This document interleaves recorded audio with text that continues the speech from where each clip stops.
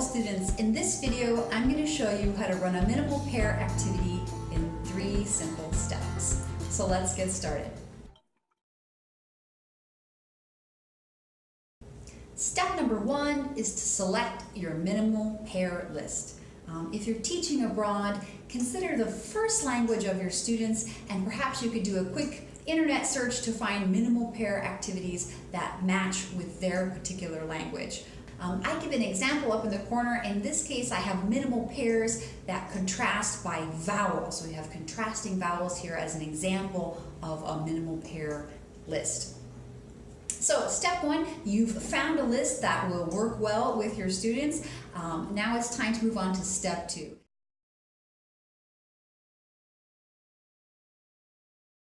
In step 2, and this is an important step, you need to make sure that your students can distinguish the sound differences between those two sounds. You can't have them going on to produce without first having their ability to hear the difference. So a very simple listening at practice idea would be to divide the words up in these 2 lists and have the students select, either they point to them or they circle them, which word they hear. Tail, fade, red, age,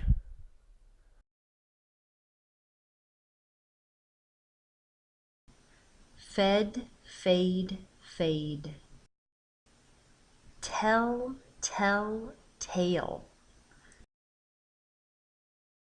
raid, red, raid.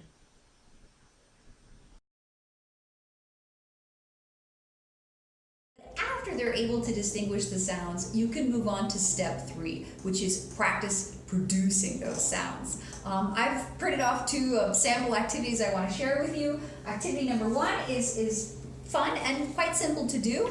I've taken those same words, and in this case I've added some pictures to them, and I'm going to divide the students up into pairs, and I'm going to give everybody one piece of paper.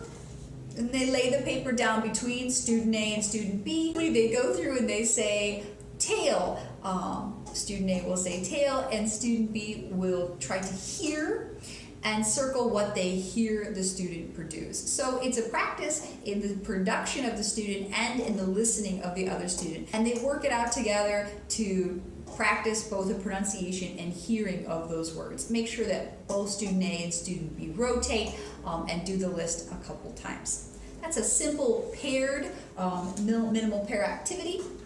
Another one that you could do, that would be a small group activity, would be to take those same words and cut them up and have the students sort them so that they go underneath the sound that they correspond to.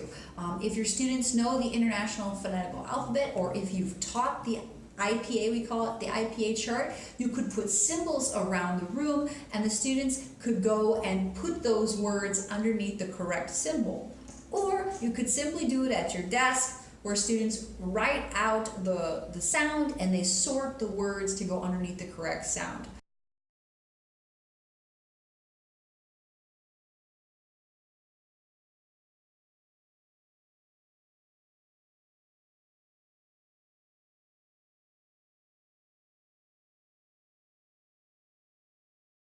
So here are 2 simple activities, one where you do in pairs and one that they do in small groups. And as always, you want to go over the answers with your students when you're done. So those are just some ideas and one way to run a minimal pair activity in 3 simple steps. Thank you.